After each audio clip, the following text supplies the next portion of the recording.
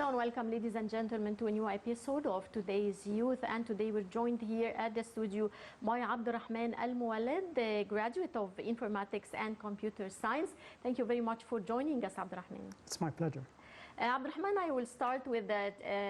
You telling us about your education. Why did you choose informatics and computer science in specific as your major field of study? In ثانوية عامة, everyone was wondering why not go for engineering. However, I thought that computer engineering is mainly about the hardware, not the software. And I preferred the software. I thought it is an evolving field in Egypt, especially that we don't have the required digital transformation to cope with the rest of the countries like Europe and USA. And the developed countries like Egypt needs this. This is why I went for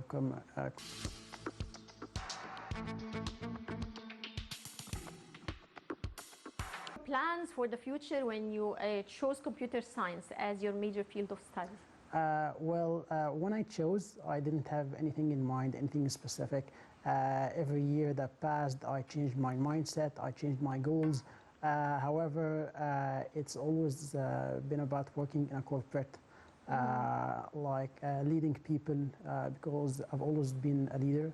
And I've always thought I need to run something myself when I grow up. Like, I need to run my own startup, my own business. Okay, right. Talking about startups, you told me that when you first graduated, you worked in startups, then you moved to a multinational company. Tell me about the startups period. What did you do, and how did you benefit from your work in startups? I think that it's a very crucial time. And everyone that's a fresh graduate should experience working in a startup, because you gain so much knowledge. Because the main difference between a startup and a multinational or a corporate is that in a startup there's a limited amount of employees, a limited number, and you have to work many things. You don't have to work in a specific point or a specific job or a specific job description. You work many roles to achieve the success of the startup, and you also need to work mainly extra hours. However, in the corporate, you are mainly dedicated to a specific point, a specific job role. So startups expose you to a great deal of knowledge, a great deal of responsibility. And I think everyone should have this experience.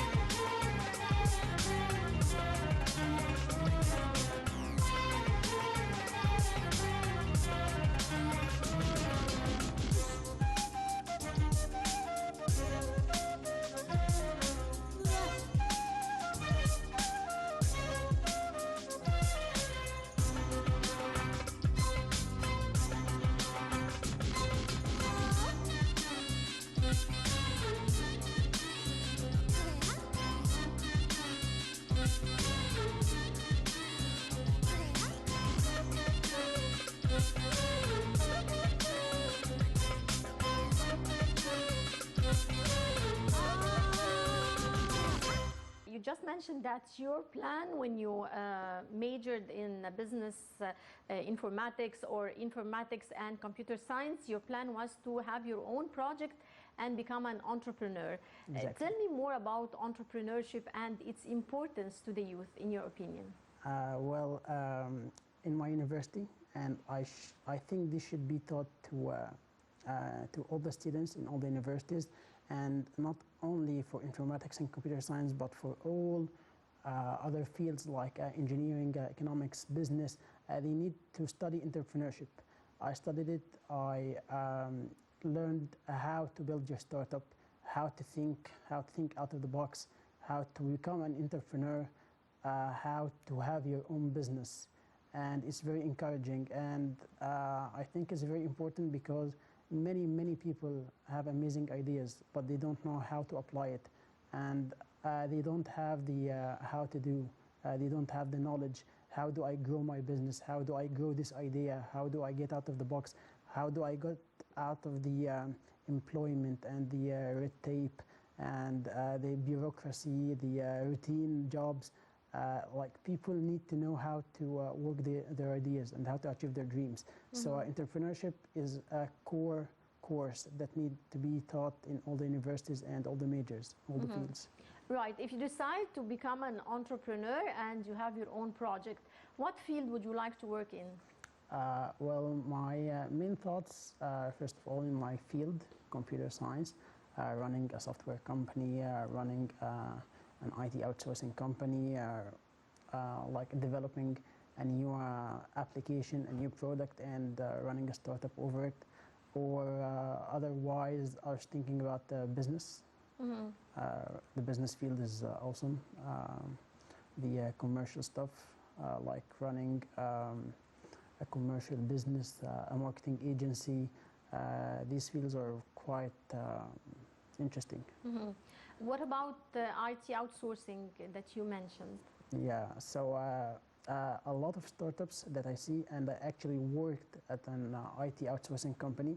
So mainly what they do, they find they land big customers like multinational corporates and people that need a lot of employees from Egypt, from some faraway countries. They would like to explore new minds. So they target people from all around the world.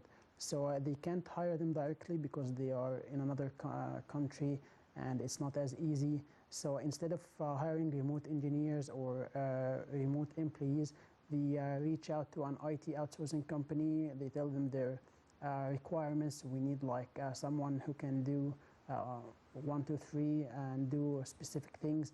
And they search for the people that can do this, and they hire them, and everyone benefits because you are in Egypt and you work in a corporate in another country. So it gives you a wide experience, and it's an interesting job. So you can help other people find jobs, and you gain money and gain connections at the same time. So it's very interesting. So those people work online mainly, or they just travel to these places? Mainly online. Like some corporates, for instance, WHO, the World Health Organization, they mainly need outsourced people to work in the IT department. And they work online? No, they work on premise. However, they are outsourced. They are not directly employed because they cannot afford to hire so many people as a full-time alongside with the other employees that they have. So they mainly prefer to go to an IT outsourcing company.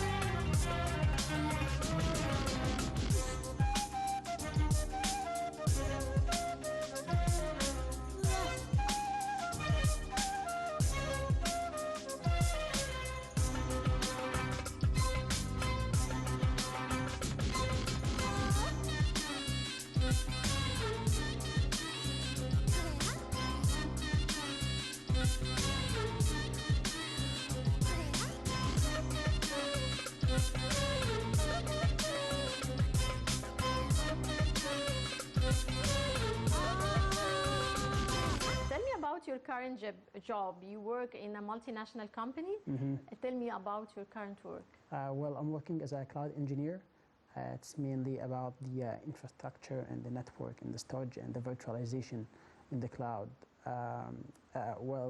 In my opinion, cloud computing, business intelligence, the data, to be generic here, I don't want to like specify something. The data, the cloud, the AI and the machine learning are the most required jobs in the field and in the market.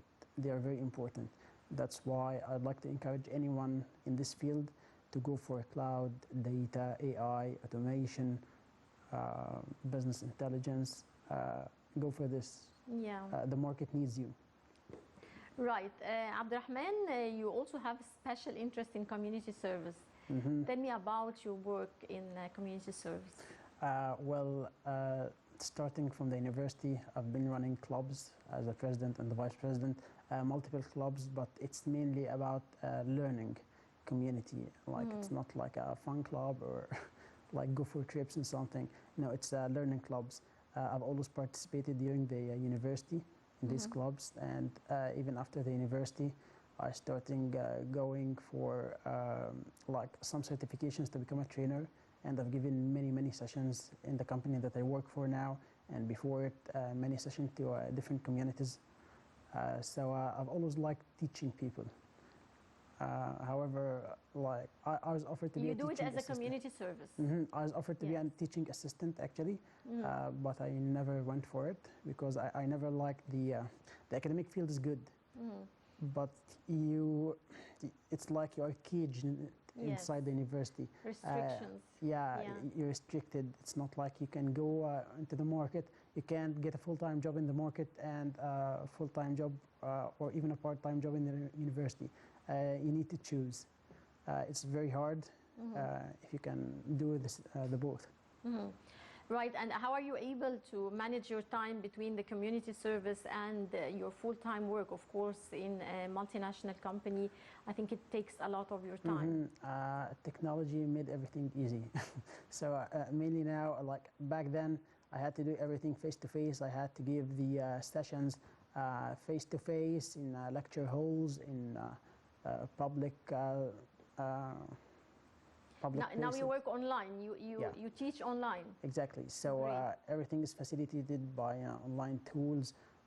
So you can have your meetings online. Everyone can reach you out more easily online. So I give all my sessions and I participate in the community services online.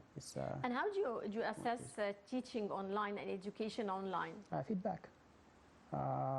Feedback. So at the end of any session that I give or anyone gives online, there's either a survey or a feedback, or anyone can reach out to you if he doesn't understand anything that you're saying or a specific thing. So feedback is very important. But do you think that education online is as beneficial as face-to-face teaching and education? Well, this is a very good question because there are contradicting opinions about education online. Exactly. So some people think that either education online or working online is more productive. I agree with the part of the working from home and working remotely. It's extremely very productive. Yeah. It's more productive than going to the company. However, education, I believe that the human interaction and the face-to-face interaction is very important. Yeah. Because if you're at home, you can just wake up and attend a meeting in your bedroom. You're not paying attention. You're easily distracted by anything around you. It's not like being in a classroom. Exactly. However, in a classroom, you are obliged to participate with your colleagues, with your tutor, and you can understand more if you're face-to-face.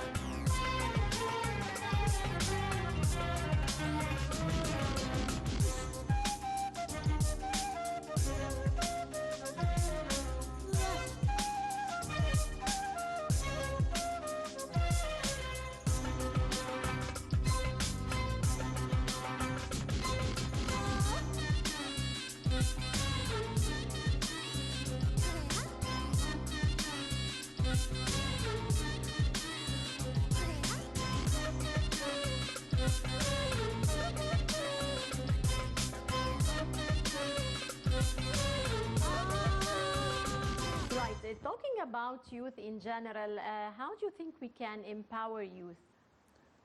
What's important to empower youth? Empowering education, giving people more opportunities to learn things that they actually love.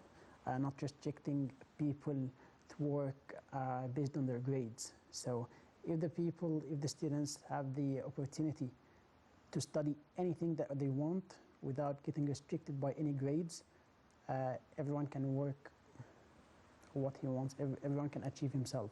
So I believe that taking care of education and empowering education is the main key to empowering youth, giving them opportunities. So yeah, it's all about education. Right. What message would you like to give to the youth from your place here? Study hard, work hard, stop playing. Because I've played for so long and I really regret it. Everyone regrets it. Don't waste your time. Don't waste your time doing trivial stuff. Of course, you need to have some fun. You need to have your fun. However, you need to work hard in order to achieve something. Nothing comes easy. Yeah. So everyone should work hard. Yeah, okay. You told me that you had some hobbies like sports or games. Tell me more about your hobbies. Well, I've always been a computer geek, so my main hobby is playing online games, PC gaming. Starting from when I was like 8 years old, I was obsessed with computer games. And of course, when I grew up, it evolved to online gaming, interacting with people from other countries, playing online games, playing PlayStation, even online. Yeah, you can interact with anyone in any spot in the world. So it's very interesting to make connections all around the world using gaming. Of course, it's fun, but at the same time, I think it's beneficial. What did you learn out of playing games at a very early age, computer games and so on, at 8 years old age? Well, you're exposed to different knowledge, different cultures.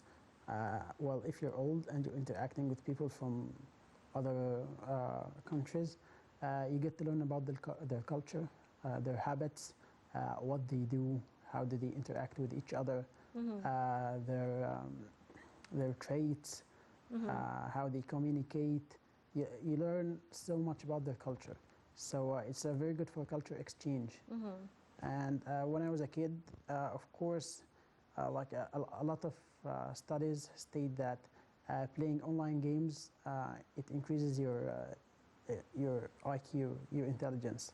Yeah. So you're becoming more intelligent in a young age. You become witty and responsive and Exactly. more responsive, right? Talking about cultural exchange, we would like to talk about youth gatherings and youth conferences. You've seen a lot of youth conferences being held here in Egypt, and the Egyptian leadership was giving great attention to youth conferences in specific and the International Youth Forum.